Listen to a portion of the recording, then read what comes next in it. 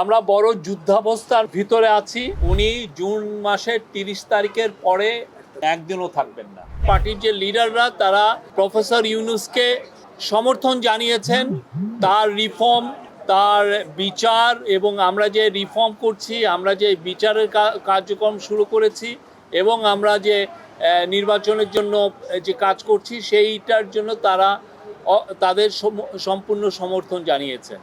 R at the same time তারা বলেছেন যে তারা আমাদের চিফ অ্যাডভাইজার এবং আমাদের যে ইন্টারিম গভর্নমেন্টের পাশে থাকবেন। এটা ছিল মূল মেসেজ। আর অনেকগুলো বিষয় নিয়ে কথা হয়েছে, ইলেকশন নিয়ে কথা হয়েছে, রিফর্মের প্রোগ্রেস নিয়ে কথা হয়েছে।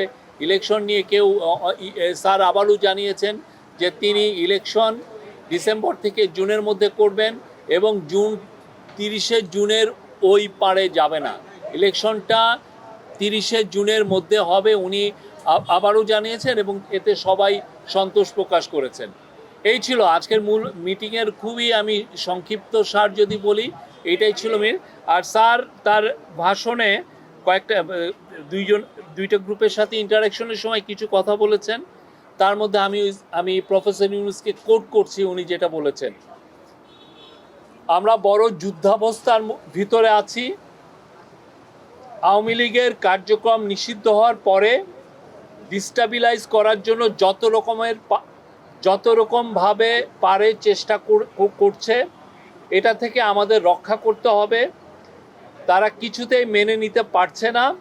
বিভাজন থেকে আমাদের উদ্ধার পেতে হবে, ঐক্যমত থাকতে হবে। আত্মমর্যাদাপূর্ণ জাতি হিসেবে আমরা যতটুকু দাঁড়াতে পেরেছি এটা যেন সামনের দিকে যায়। সবাই একসঙ্গে বসাতে উনি বলছেন যে আমি মনে সাহস পেলাম।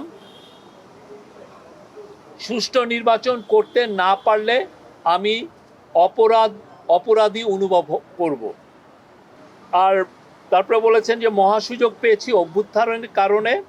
ধ্বংস হয়ে যাওয়া দেশকে টেনে আনা, আওয়ামী লীগকে নিষিদ্ধ করার সঙ্গে সঙ্গে আর একটা যুদ্ধ পরিস্থিতি তৈরি হয়েছে দেশের ভিতরে এবং বাইরে, যাতে আমরা এগোতে না পারি, যাতে সব কিছু কলাপস হয়ে যায়, আবার যাতে গোলামিতে ফেরত যাই। এটা উনি বলেছেন। মানে যারা এই কনস্পাইরেসিগুলো করছে তাদের ইন্টেনশন হচ্ছে আমরা যেন আবার গোলামিতে ফেরত যাই। আমি যতদিন আছি দেশের কোনো অনিষ্ট হবে এমন কোনো কাজ হবে না, নিশ্চিত থাকেন।